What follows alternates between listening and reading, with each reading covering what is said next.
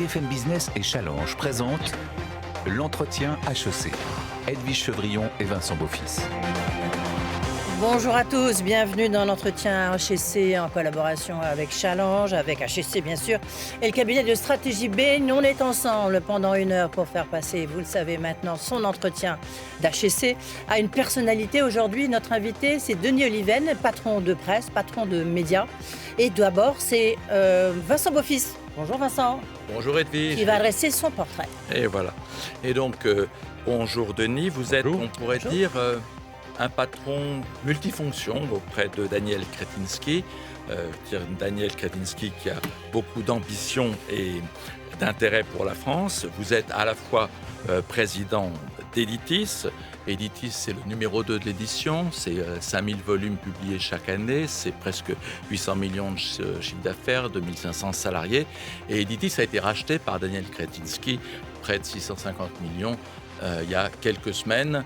Enfin, c'était fin 2023, donc c'est l'objet principal de l'activité, mais vous avez également d'autres fonctions sur toutes les industries de contenu proches de Daniel Kretinsky, puisque vous êtes également président de CMI, qui a des très jolies marques, titres de presse, que ce soit Elle, que ce soit Marianne, que ce soit Franc-Tireur.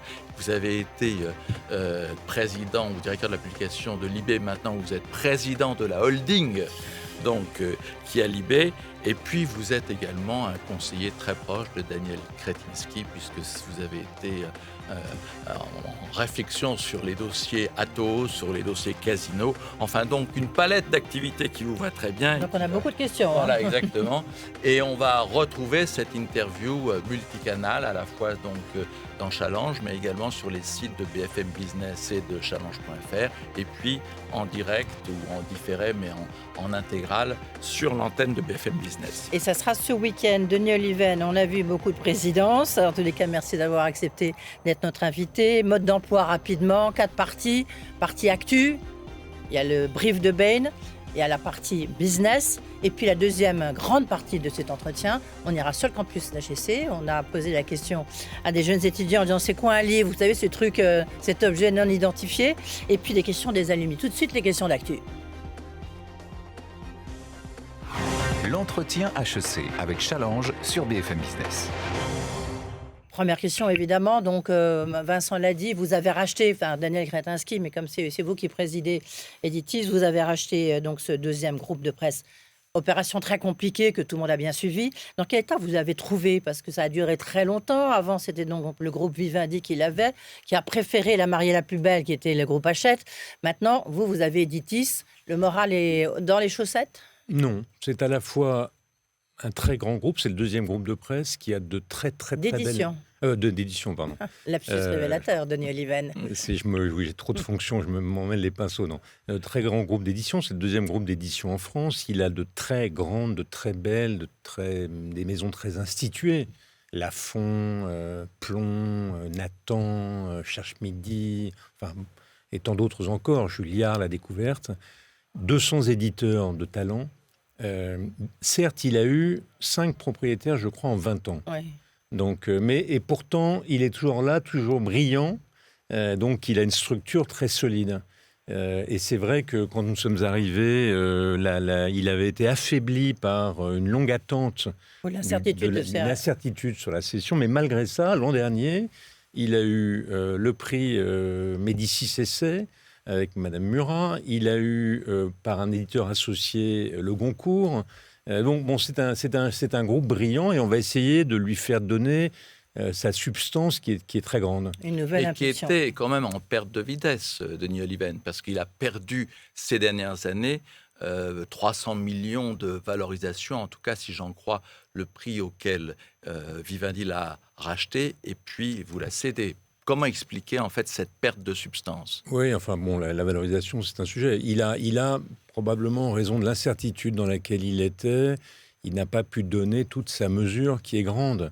Il est aujourd'hui, mais il a un socle très puissant. Il a le premier outil, probablement le plus performant et le plus moderne des outils de distribution, Interforum. Il est l'éditeur numéro 1, je pense, en livres scolaires. Il est, vous l'avez dit, le deuxième éditeur en littérature générale, avec, si on associe la part des éditeurs associés, enfin des éditeurs distribués, près de 20% de part de marché. On a maintenant à sa tête une femme, Catherine Lucet, sa directrice générale, qui a passé 25 ans dans la maison, qui est une femme remarquable. Elle a réuni une équipe également professionnelle et ancienne. Bref, à partir de ce socle très solide, je crois qu'en conduisant une stratégie dont on aura peut-être l'occasion de parler... bien justement, on va en parler tout de suite, puisque vous avez annoncé un plan stratégique pour le premier trimestre 2024. Est-ce que vous pouvez déjà lever un petit coin du voile? En quoi ça va consister? Le point clé pour nous, c'est le suivant. Nous entendons que ce groupe soit un groupe libre et indépendant. Je crois que le pluralisme des opinions et des idées est un axe clé de sa... Mais ça se traduit comment? Ça se traduit par la diversité des auteurs qu'on attire. 2, on souhaite que ce soit un groupe attractif pour ces auteurs. Donc, peut-être que ce groupe, comme d'autres d'ailleurs, a eu tendance, en grossissant, à perdre un peu de vue ce qui était le fondamental du métier, si j'ose dire, en utilisant un anglicisme, qui est les auteurs. Les auteurs et les éditeurs sont rois. On va revenir là-dessus parce que vous avez raison, c'est essentiel. Et troisième chose, si vous permettez, nous avons sans doute trop produit. Alors, quand je dis ça, ça peut paraître un peu bête parce que l'édition, c'est une industrie de prototypes. Vous ne savez pas quel livre va connaître un succès immense et quel livre pas. Donc, vous devez faire des paris. Et si vous pensez que vous pouvez vous restreindre aux best-sellers, c'est une blague. D'autant qu'il n'y a pas que les best-sellers qui comptent. Mais disons que nous, on a un impératif catégorique qu'on fasse se donner à nous-mêmes, ne publier que des livres dont nous considérons qu'ils comptent. Pas forcément qu'ils comptent en termes de vente. Ça se traduit, pardonnez-moi, parce qu'on va revenir un peu tout au long de ça, parce que vous verrez, il y a beaucoup de questions. Oui. Mais donc, ça se traduit comment dans le plan stratégique? Ça veut dire, vous avez l'ordre de publier moins de livres, ça veut dire moins de maisons d'édition, ça veut dire moins de collections. Moins de maisons d'édition, non, mais l'une des premières décisions qu'a prise Catherine Lucet, c'est de regrouper, on a 56 maisons d'édition. Donc c'est de les regrouper, non, c'est pas trop, mais on les a regroupées par pôle pour qu'ils puissent mettre en commun un certain nombre d'éléments et que les éditeurs se concentrent sur leur métier d'éditer, c'est-à-dire de s'occuper des auteurs et des livres. Donc, 1, on les a regroupés. 2, oui, on va leur demander de ne produire que des livres auxquels ils croient fondamentalement. Pas forcément, je le dis, croient en termes commerciaux. Il ne s'agit pas, il y a des livres dont on sait que le destin commercial n'est pas immense, mais dont on pense qu'ils sont importants. Et quand je dis ce que je dis, c'est aussi vrai pour la littérature pratique, pour la bande dessinée. Donc on veut qu'on produise, on édite des livres qui comptent, auxquels on croit fondamentalement, dont on pense qu'ils sont nécessaires et utiles. Donc ça exclut des acquisitions, juste derrière, après, ça exclut des acquisitions, parce qu'on sait qu'Humancis, le groupe Humancis est sur la place avec l'Observatoire. Non, ça n'exclut pas du tout des acquisitions. Vous êtes sur le dossier ou pas? Vous regardez le dossier? On a demandé à être consulté sur le dossier, oui, on va regarder ce qui est possible. Ça pourrait vous intéresser, parce que derrière, il y a plus que ça. Ça pourrait nous intéresser, il y a des maisons très intéressantes. Après, on a peut-être des contraintes, parce que sur l'univers scolaire, on a une part de marché qui rend peut-être plus compliqué que pour d'autres l'acquisition de la maison d'édition scolaire qui est dans le groupe. Mais on va regarder. Non, ça n'exclut pas les acquisitions. Ça veut dire que chaque éditeur doit se concentrer sur... Moi, j'ai fait une tournée avec les représentants, vous savez, les gens qui vont dans les librairies et qui proposent les titres. On avait, pour 2 mois, 90 titres à proposer. On avait 7 minutes pour les vendre aux libraires. Donc, il y a une espèce de course à la quantité qui est préjudiciable au fait d'aider vraiment les livres et les auteurs qu'on choisit sur le plan de l'édition et sur le plan de la commercialisation. Cet esprit de liberté, de maison indépendante que vous revendiquez, c'est la première chose que vous nous avez dite. Est-ce que c'est aussi pour profiter du grand concurrent Hachette, dont on a l'impression qu'il est passé sous l'emprise de Bolloré? Et est-ce que ce positionnement ou d'ouverture est quelque chose qui vous a permis d'avoir de nouveaux talents et d'ailleurs, quels sont les talents d'Editis aujourd'hui? Ce n'est pas du tout pour se positionner par rapport à tel ou tel. Nous, on se positionne par rapport à nous-mêmes, par rapport à notre désir et notre stratégie. Moi, c'est quelque chose que j'ai pu vérifier dans la presse. Et de ce point de vue, l'édition, c'est aussi un métier de contenu. Il faut absolument, si vous faites des objets de contenu pour satisfaire vos goûts, vous risquez de passer à côté de ce qu'est votre vocation. Donc c'est une chance que Bolloré soit le nouveau propriétaire d'Hachette, d'une certaine façon. Je laisse Bolloré, qui a beaucoup de talent et qui est un grand industriel, et les maisons du groupe Hachette, qui sont de grandes maisons et qui comptent de très nombreux éditeurs de talent, vivre leur vie. Mais nous, on considère que chaque maison doit avoir sa particularité, que les éditeurs à la tête de ces maisons doivent être libres, dès lors qu'ils sont d'accord pour avoir une économie, comment dirais-je, raisonnable. On est pour la liberté et la diversité. Il y a La Découverte chez nous, qui est une maison qui publie plutôt des éditeurs progressistes. Il y a Plomb, qui est une maison non pas de droite, mais assez conservatrice. Il faut que tout ça existe en même temps, et c'est comme ça qu'on fait une œuvre utile. Alors, moi, je vous donne cet exemple parce que ça me concerne. J'aime la liberté à titre personnel. Je trouve que c'est notre bien le plus précieux. Il y a 20, d'après le The Economist, il y a 30 pays démocratiques dans le monde, 30, et on est dedans. Et moi, par exemple, je suis l'actionnaire de Libération. J'aide Libération à se redresser, et pourtant, croyez bien que je ne partage pas toutes les idées de Libération. Justement, c'est pareil, on va parler de presse, il nous reste 2 minutes. On va parler quand même un peu de presse, puisque vous êtes à la tête de CMI. Vincent l'a rappelé, c'est Elle, Marianne, Franc-Tireur et de nombreux autres titres. Il y a Elle... On voit change d'orientation, c'est-à-dire vraiment devient sur les faits divers, sur la violence faite aux femmes. Marianne change de formule, avec une formule, le papier complètement consacré aux enquêtes, et puis le reste sur le site internet. Est-ce que ça veut dire quand même que la presse, votre presse, traverse des moments difficiles ? La presse, globalement, connaît une mutation très, très profonde. Si je compare d'ailleurs avec l'économie du livre, c'est frappant. Parce que la volatilisation des recettes publicitaires et la baisse très forte de la diffusion du papier ont obligé la presse à se réinventer, notamment sur le numérique. Pour les quotidiens, la chose est assez claire. Le développement des abonnements numériques offre une alternative de diffusion payante. Mais est-ce que vos titres pour les hebdomadaires, vos titres magazines, non, Elle ne perd pas d'argent. Non. Maria ne perd pas d'argent. Non, notre groupe gagne de l'argent. Mais en revanche, pour les hebdomadaires, Vincent Beaufils ne me contredira pas, la chose est beaucoup plus complexe. Donc oui, il faut qu'on essaye de repenser ce qu'est la valeur offerte aux lecteurs par nos hebdomadaires, et en même temps que cette valeur puisse se déployer sur le papier, mais qu'elle puisse aussi se déployer sur le numérique. La question de Elle est très différente de celle de Marianne, mais pour le Elle, c'est clair que le Elle, c'est un hebdomadaire d'information et en même temps un hebdomadaire féminin. Il ne peut pas passer à côté de ce qui se passe dans l'univers que vous décriviez des violences faites aux femmes. Ça, c'est la partie news du Elle. Il faut terminer cette partie actualité en parlant également des autres dossiers dont vous êtes conseiller avec Daniel Kretinsky. Il y a cette semaine la décision concernant effectivement Casino. Est-ce que effectivement sur Casino, l'ambition industrielle de Daniel Kretinsky finalement ne se termine pas tout simplement en une affaire financière où il peut être le désigner effectivement celui qui va récupérer tout ça et va revendre immédiatement toute une série de magasins à la concurrence. Ça y est, tous les hypermarchés, tous étaient vendus. Daniel Kretinsky n'est pas un financier. Oui, mais cette opération, elle ne devient... Ça n'est pas un financier, c'est un industriel et toute sa vie le prouve. Il a construit en 20 ans le 5e groupe énergétique européen. Il a décidé, il y a 6-7 ans, de se diversifier dans 2 secteurs, la logistique et le retail. Il est l'actionnaire de Métro, il est l'actionnaire d'enseignes en Angleterre, il est l'actionnaire d'enseignes en Espagne, et ce depuis 5 ou 6 ans. Il est l'actionnaire de la Fnac depuis 5 ans. Il a regardé Casino depuis 5 ans. Quand il est rentré dans Casino, malheureusement, il avait dit d'ailleurs, j'ai un doute sur les hyper et les super, dont je crains qu'ils ne puissent pas être redressés dans le cadre de Casino. Mais ils ont tous été vendus. Donc, il a malgré tout accepté les conditions qui étaient faites au moment de l'acquisition par la direction de Casino. On essaye de voir si on peut y arriver. On a constaté que ça ne marchait pas.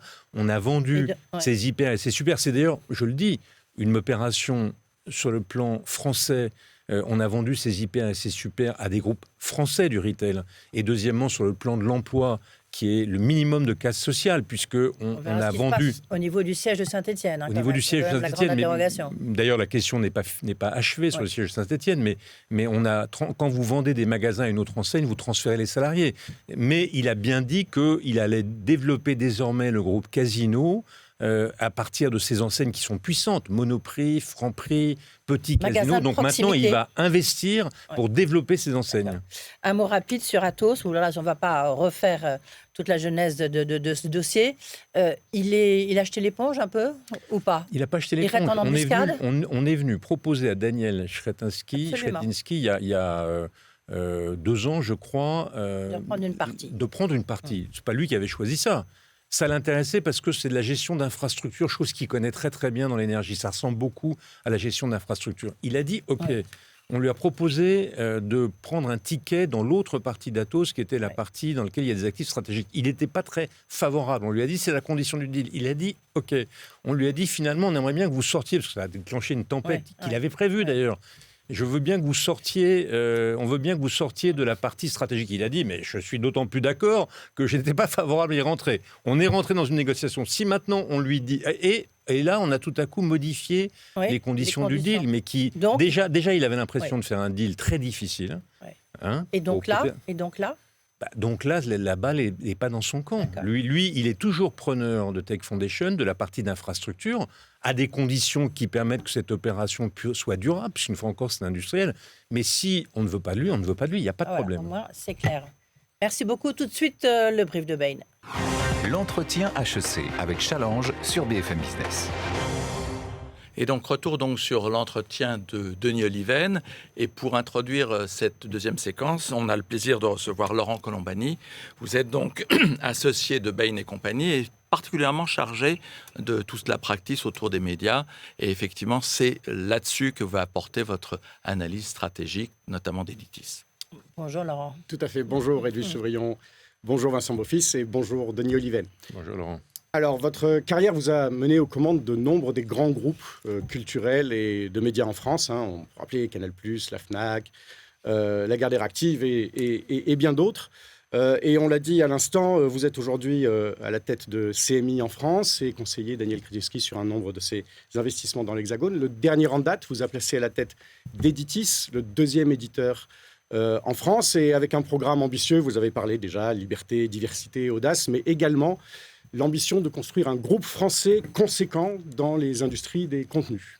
Alors, Editis conséquent l'est certainement. Vous avez parlé des maisons, des auteurs à succès du groupe. Le groupe édite et distribue chaque année 130 millions de livres par an dans le monde entier. On en a parlé néanmoins. Il fait aussi face à certaines difficultés économiques depuis le pic de croissance de 2021, post-confinement. La marge d'EBITDA, en particulier en 2022, inférieure à 4%, assez loin des standards de l'industrie et à n'en pas douter de vos ambitions. Alors, les causes sont multiples, certaines d'ordre cyclique. D'ailleurs, vous avez parlé de rôle extrêmement important du groupe dans l'édition de livres scolaires. Et évidemment, cette partie-là du business est assez dépendante de l'évolution des programmes. Mais vous avez mentionné également le nombre de changements d'actionnaires dans les dernières années, dans une industrie qui, pour le coup, nécessite des investissements et des relations dans la durée.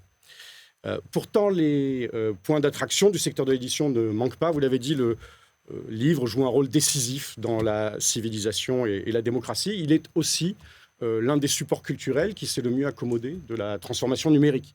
Aujourd'hui, le livre représente un marché de 70 milliards d'euros dans le monde et il irrigue l'ensemble des industries culturelles, de sa créativité et de la propriété intellectuelle qui en émane.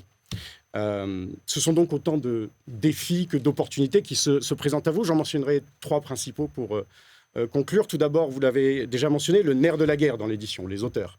Les attirer, les garder, les développer. Le deuxième, sans doute, améliorer cette performance opérationnelle, réaliser ce mariage parfois délicat entre le philosophe et le logisticien, également important à cette industrie. Et enfin, on en parlera peut-être encore, de nouvelles transformations, de nouvelles opportunités, des segments en forte croissance, la jeunesse, le livre audio, ou la gestion de la propriété intellectuelle à l'ère de l'intelligence artificielle. Alors Laurent, quelle serait votre question à Denis ? Ça m'amène effectivement à ma question. 20 ans après avoir tenu les rênes de la Fnac, aujourd'hui, envisagez-vous le marché du livre différemment ? Et comment est-ce que cette perspective du temps long de l'édition informe votre vision pour l'avenir d'Editis ?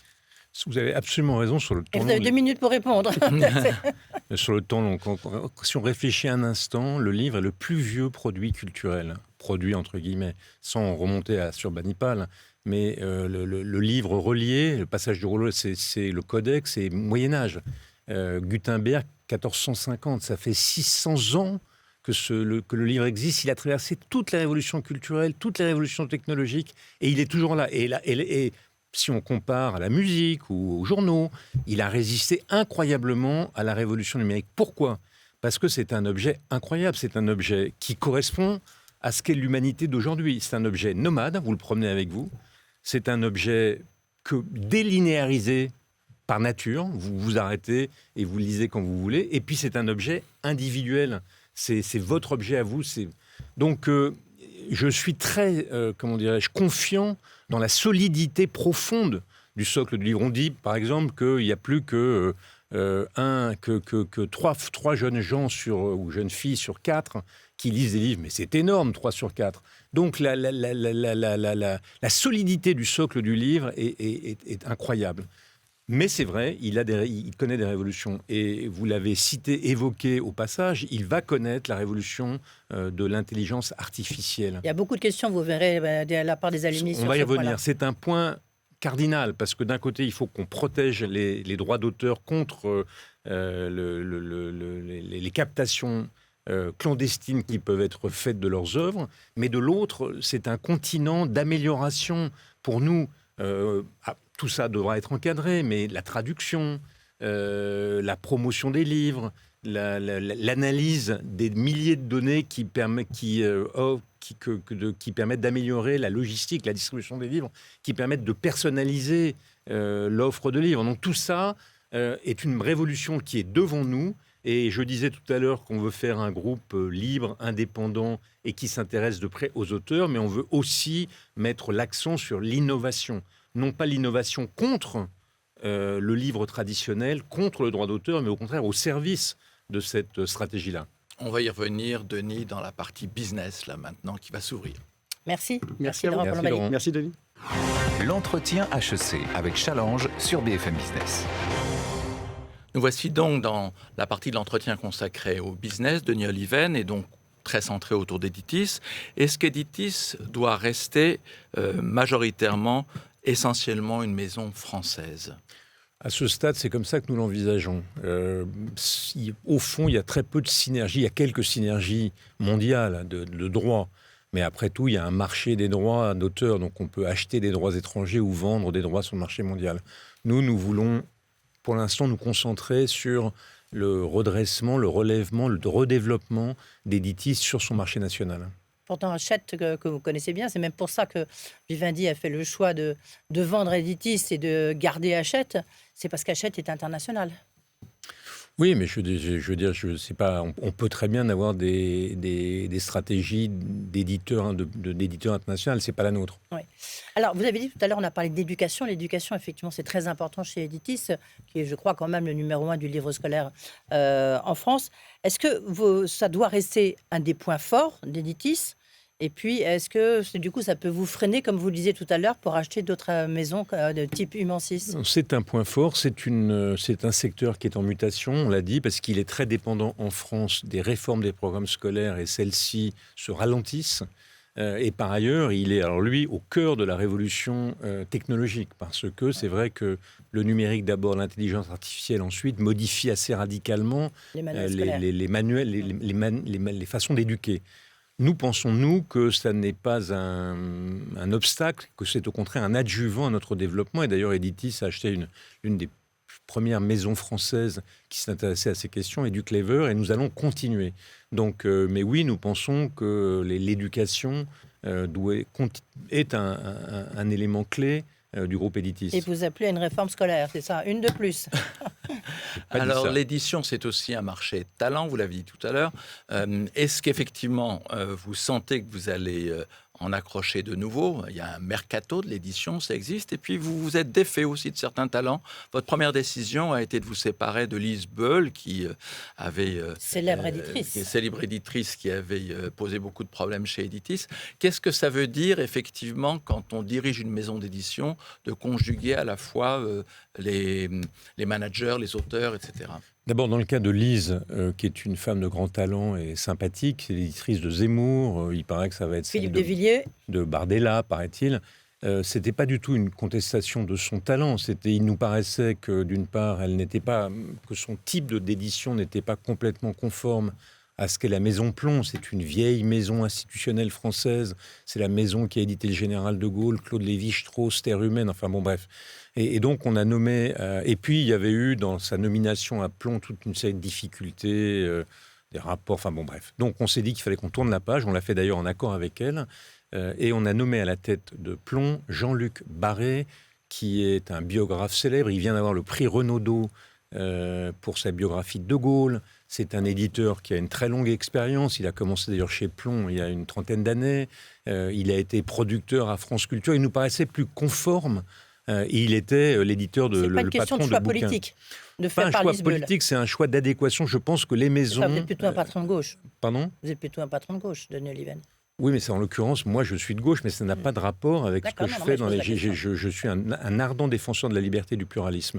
Mais il faut qu'il y ait une adéquation entre quand nous avons nommé, pour prendre un exemple dans la presse, Natacha Polony à Marianne. Natacha Polony, je crois que je suis en désaccord avec elle à 150%. Elle est contre l'Europe, je suis pour. Elle est anti-marché économique, je suis pour. Enfin bon, bref. Mais elle correspondait à Marianne. Ouverture. Eh bien, il faut qu'il y ait une correspondance entre le patron d'une maison d'édition et l'essence de cette maison. C'est la raison du choix. Alors, pour répondre à votre question plus rapidement, oui, on va essayer d'attirer des auteurs. Comment ? Parce que moi, c'est mon expérience d'auteur et des éditeurs. Il faut qu'on soit une maison accueillante. Il faut que, quand vous rentrez dans une maison d'édition, il faut que ce soit comme votre famille. Il faut que vous vous sentiez coucouné, aidé, que vos livres sont importants. Et ça me ramène à ma question précédente. Si vous publiez trop de livres, vous ne pouvez pas vous intéresser à Perdez chacun d'entre eux. votre âme. Voilà. Oui. Vous avez lancé un plan social senior chez CMI. On serait tous virés ici, autour de cette table.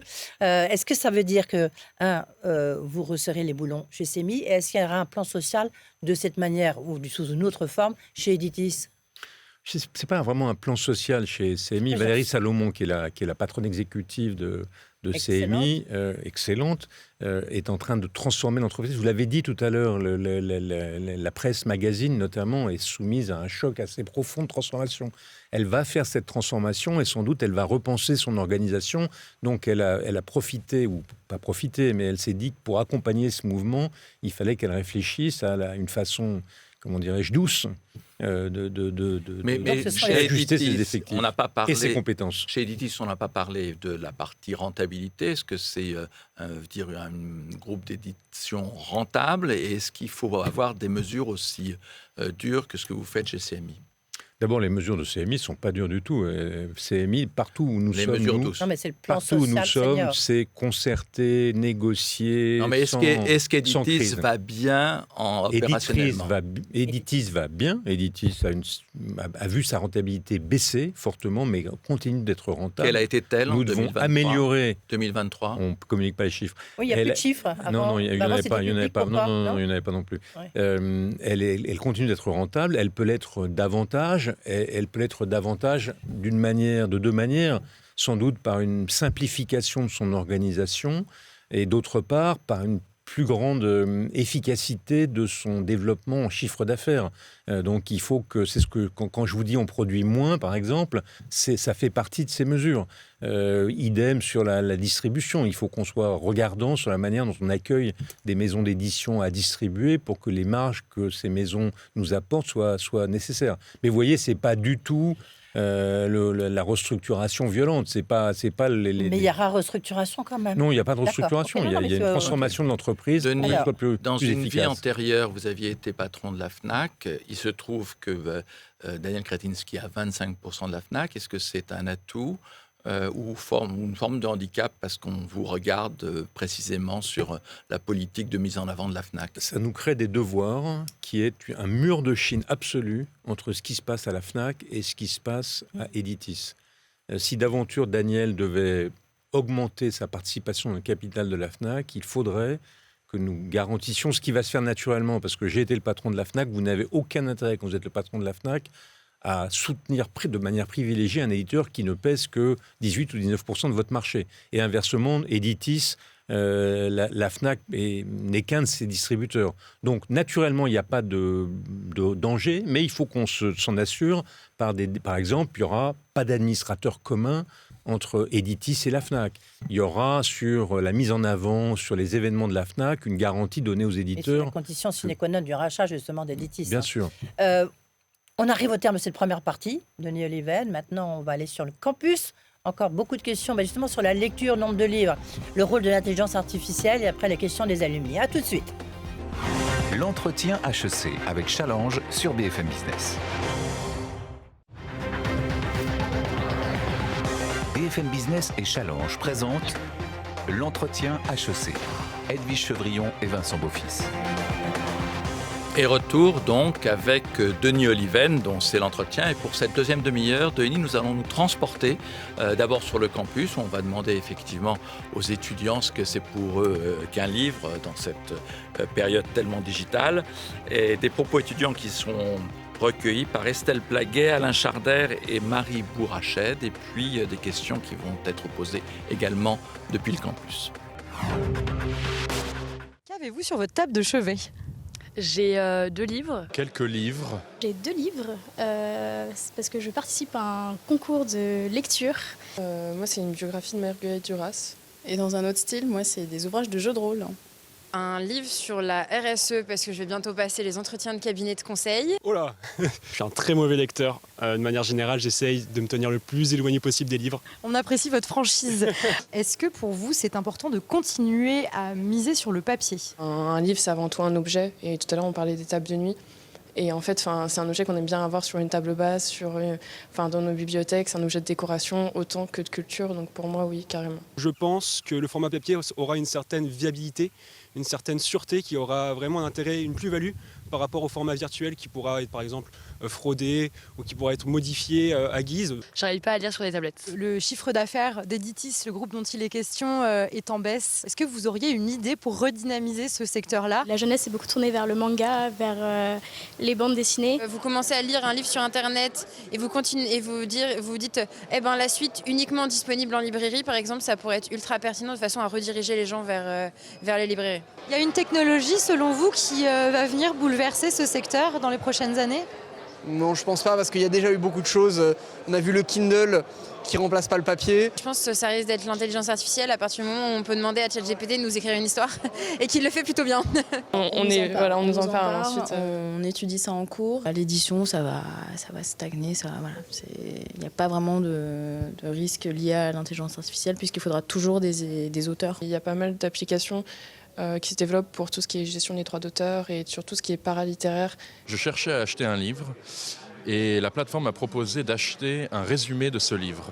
Une idée, ça serait de dire qu'on a maintenant des intelligences artificielles qui pourraient lire pour nous et résumer.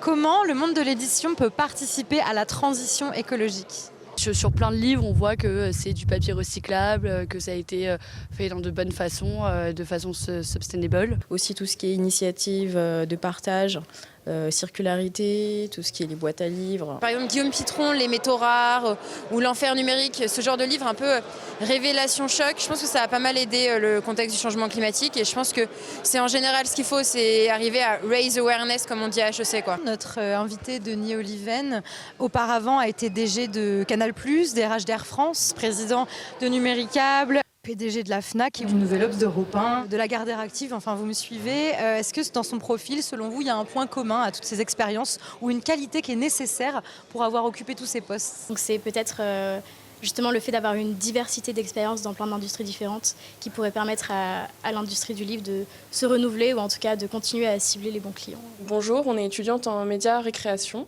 à HEC et on voulait vous demander, on a vu notamment que dans la presse vous avez fait des déclarations en disant que le groupe Editis allait prendre plus de risques à l'avenir et on aurait voulu savoir pour vous qu'est-ce que ça voulait dire prendre des risques aujourd'hui dans l'édition. Il y a le verre à moitié plein, un verre à moitié vide, non ? Un objet de décoration, j'ai bien aimé. Très sympathique. Qu'est-ce que c'est prendre plus de risques ? C'est ce que je disais tout à l'heure, c'est accepter de ne publier que des livres auxquels on croit fondamentalement, quitte à prendre le risque de ne pas aligner tous les petits chevaux dans la course. Ça, c'est la première chose. La deuxième chose, c'est prendre un risque intellectuel. C'est-à-dire d'oser publier des livres qui dérangent, qui ne sont pas forcément dans l'air du temps, qui peuvent déplaire. J'ai dit que Editis devait être le plus populaire des éditeurs chics et le plus chic des éditeurs populaires. Par exemple, accepter, bien sûr, de soutenir la haute culture plutôt que le prêt-à-penser, mais en même temps de ne pas avoir peur de la littérature populaire, du grand public, parce que c'est très important aussi. Nous, on a des grands... Et puis ça fait vendre, surtout. On a des grands... Oui, ça fait vendre, mais ça fait aussi... Ça permet aux gens d'accéder des auteurs comme Bussy, comme Lévy, comme Tillier, comme Mignet, comme Daniel Steele. Ce sont des auteurs qui permettent à des gens d'accéder à l'univers des formes culturelles, des œuvres de l'esprit, et c'est décisif pour une démocratie. Mais en même temps, avec moins de livres, globalement, pour Editis. C'est-à-dire qu'Editis ne produira plus 5000 livres comme il l'a fait. J'espère qu'il en produira moins. Vous savez que le marché français du livre a vu sa production multipliée par 2 au cours des 10 dernières années, 15 dernières années, et le nombre de ventes de chacun des livres divisé par 2. Donc c'est un jeu à somme nulle. Et par ailleurs, on s'occupe moins bien de nos auteurs quand on publie trop de livres. Alors après, il ne faut pas passer... Ici, et puis ça coûte cher lorsqu'on voit l'évolution du prix du papier. Il ne faut pas passer à côté il ne s'agit pas... Il y a des auteurs qui n'ont jamais publié, qui ne sont pas des best-sellers, mais dont on considère que ce sont des auteurs importants pour tout un tas de raisons. Parce que leurs idées sont nouvelles, parce que leur style est révolutionnaire, parce que. Donc c'est faire des choix, Prendre des risques, c'est faire des choix. Là, je suis obligée de jouer un peu à la maîtresse d'école, je suis désolée, un timing serré. Tout de suite, les questions des alumni. L'entretien HEC avec Challenge sur BFM Business. Une série de questions. La première question qui vous a été posée, je rappelle que vous pouvez la poser sur le site de HEC, question de Catherine Charrier. Bonjour, je suis Catherine Charrier, HEC 84, directrice générale de l'agence BETC et aussi auteure. Fin 2023, le Centre national du livre a sorti une étude où on apprend qu'un jeune sur 5 n'ouvre, c'est-à-dire un jeune 15 à 24 ans, n'ouvre jamais un livre. Qu'est-ce que vous imaginez comme futur pour la lecture ?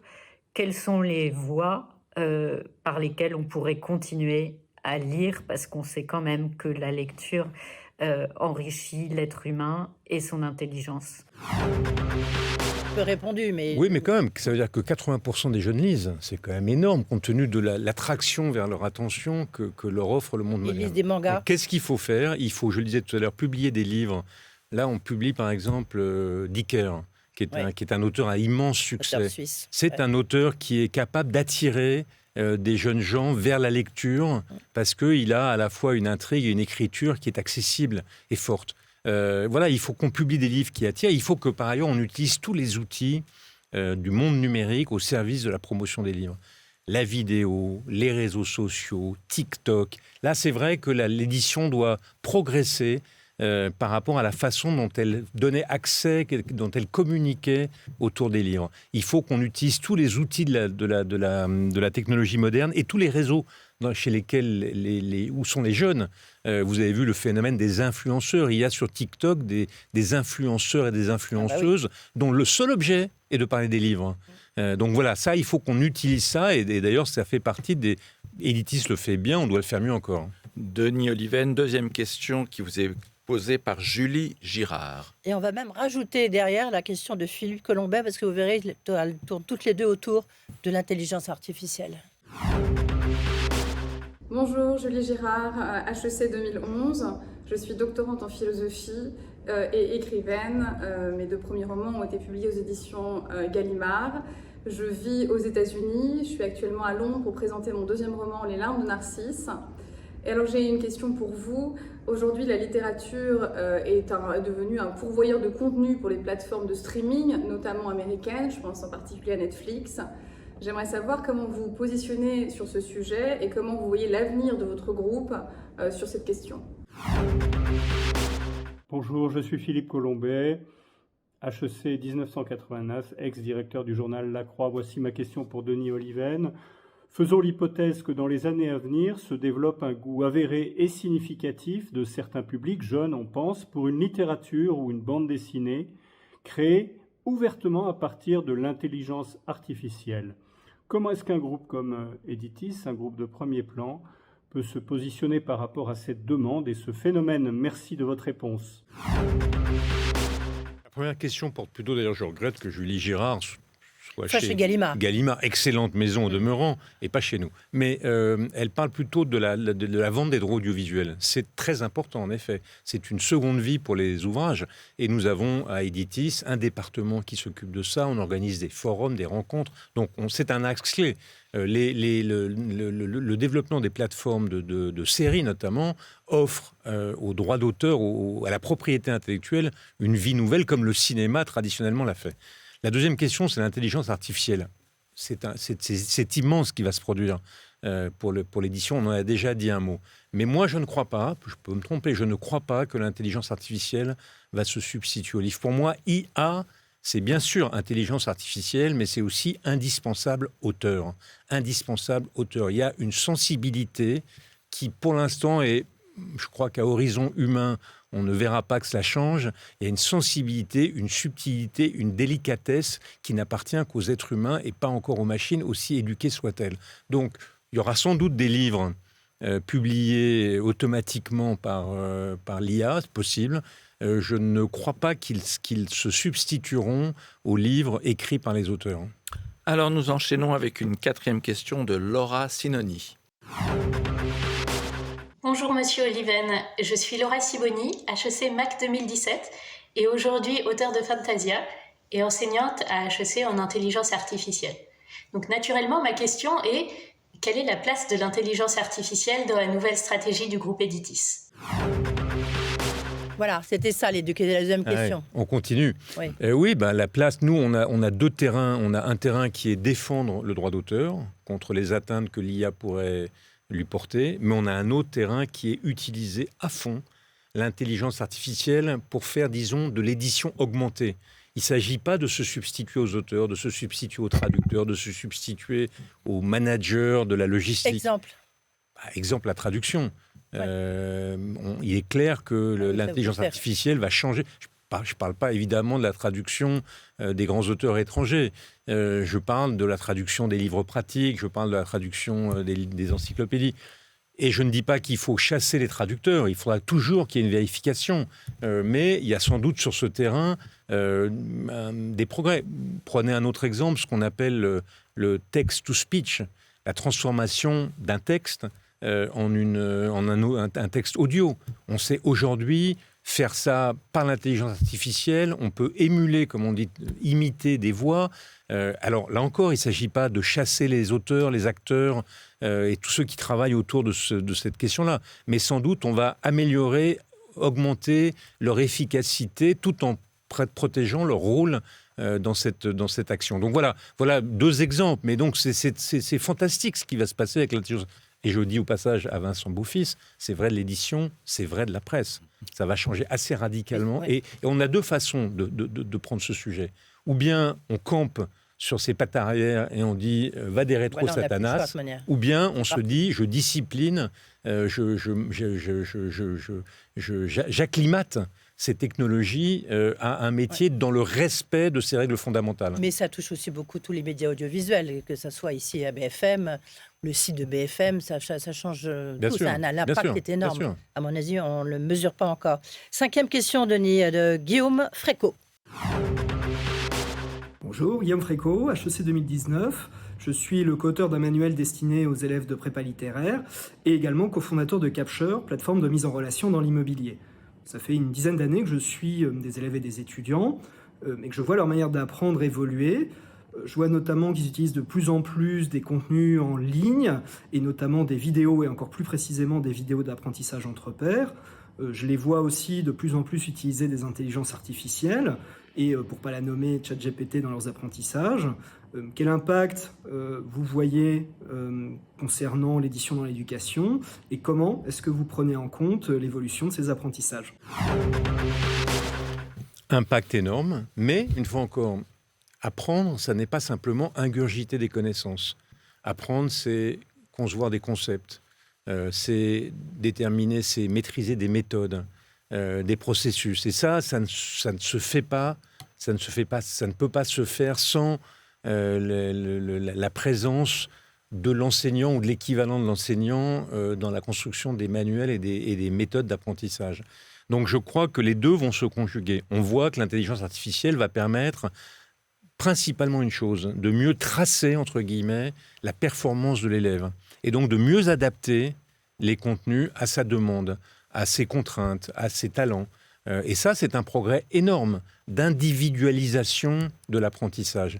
Mais ça va se combiner avec ce que nous savons faire, nous, parce que c'est un savoir-faire ancestral. Ça fait 150 ans, je crois, ou 140 ans que Nathan, que les maisons du groupe Editis fabriquent du manuel scolaire. Ce savoir-faire-là, ce capital-là, il est considérable et il continuera d'être considérable. Mais il va être augmenté, amélioré, facilité par les outils de l'intelligence artificielle. Est-ce qu'on peut imaginer une passerelle entre CMI et Editis? Parce que CMI, justement, a racheté très présent sur tout ce qui est médias en ligne, sur l'intelligence artificielle. Est-ce qu'on peut imaginer des passerelles entre les deux?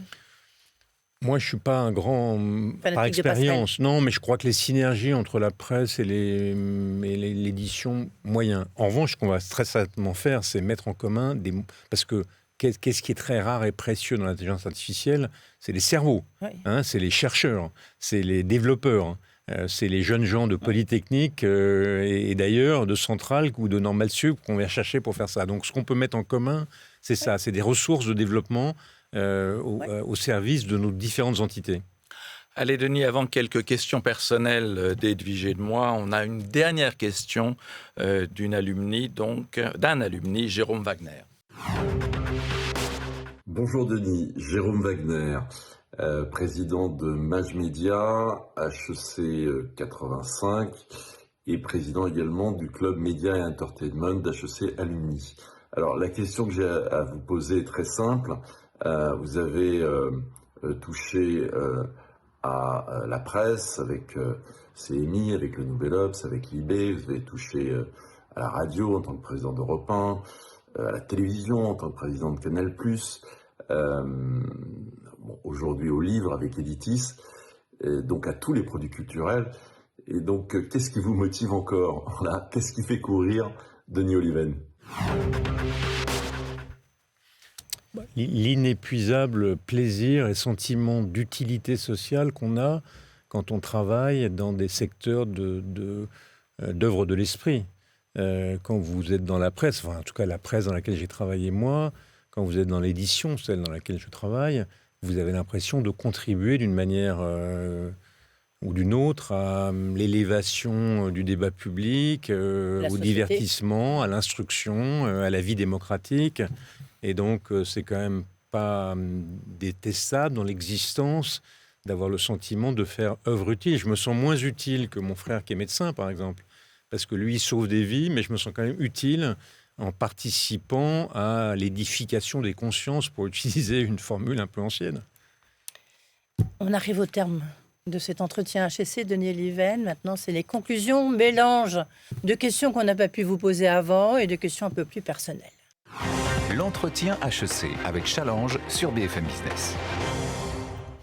Première question sur l'Arcom qui a rendu une décision que vous avez, c'est l'autorité de contrôle justement des médias, une décision que vous avez qualifiée d'extrêmement dangereuse. C'est une décision du Conseil d'État qui a demandé à l'Arcom de réexaminer la gestion en fait du pluralisme, notamment sur CNews.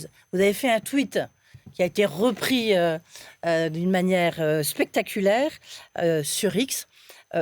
Pourquoi c'était une décision extrêmement dangereuse? Et en plus, on voit bien que ça peut aussi avoir un impact sur le service public, par exemple sur France Inter ou d'autres chaînes. Parce que je pense légitime qu'il y ait une régulation. Les chaînes qui utilisent l'espace public, les fréquences publiques gratuitement, ont signé un cahier des charges avec des obligations de sincérité de l'information, de pluralisme des courants de pensée.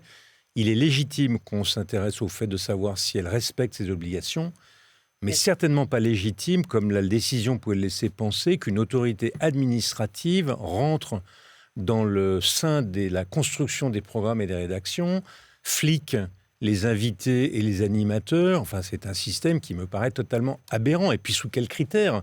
Il va falloir qu'il y ait chaque fois qu'il y ait quelqu'un pro-vax, quelqu'un qui est anti-vax, quelqu'un qui est pour la défense de l'Ukraine, quelqu'un qui est pro-Poutine. Si on dénonce le Hamas, il va falloir quelqu'un qui est pro-Hamas. Quels sont les critères?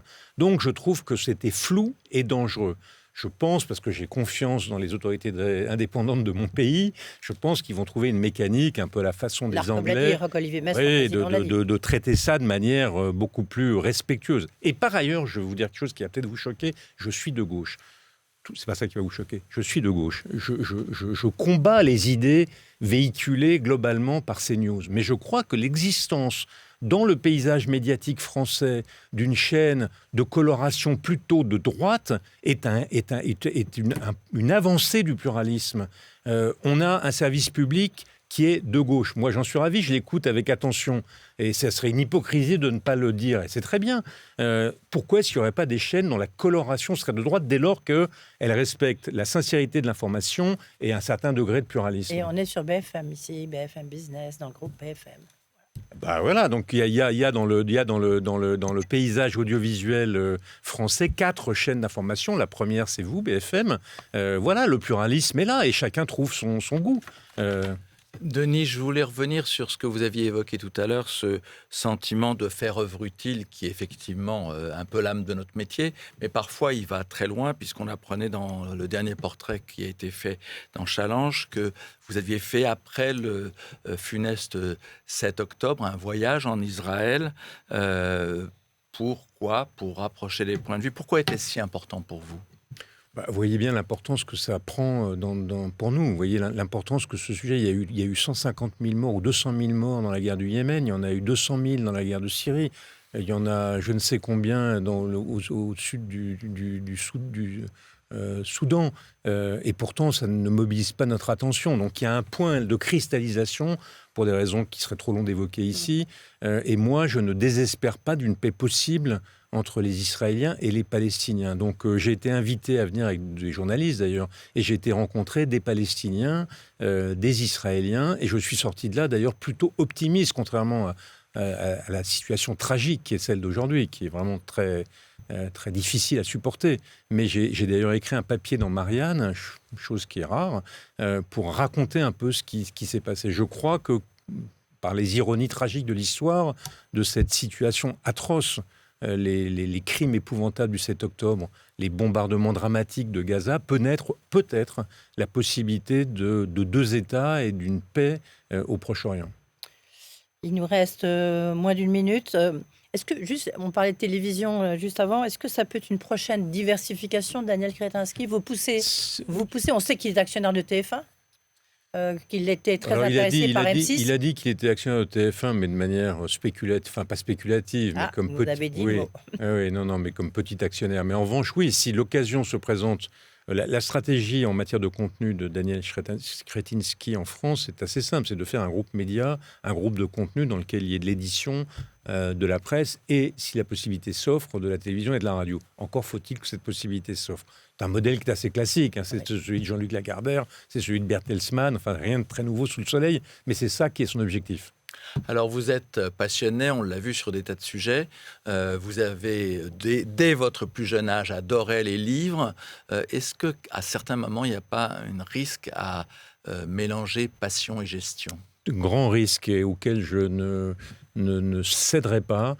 Je n'ai pas la prétention d'être éditeur. Éditeur, c'est un métier qu'il faut avoir fait et pour lequel il faut être compétent et expérimenté. Donc moi, j'ai d'ailleurs nommé une directrice générale exécutive, la patronne exécutive Donc moi, je suis un président non exécutif et je ne confondrai pas ma passion et mon métier. Mon métier, c'est de veiller à ce que les éditeurs dont c'est le métier fassent bien leur travail. Et votre livre sur votre table de chevet?